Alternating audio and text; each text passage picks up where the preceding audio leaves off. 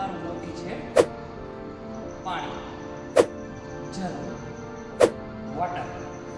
જી હા મિત્રો, પાણી છે એ આપણા જીવનમાં ખૂબ જ મોટો ભાગ ભજવે છે, પરંતુ આ પાણી પીવાની રીત છે એ કોઈને ખબર નથી.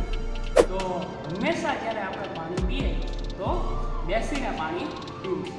અને હા, આયુર્વેદમાં કીધેલું છે કે ખાવાનું પીવાની જેમ અને પીવાનું ખાવાની જેમ. તો પાણી છે એ કામ કરવામાં અને કરવામાં લોકો પાણી પીવાનું ભૂલી જતા હોય છે.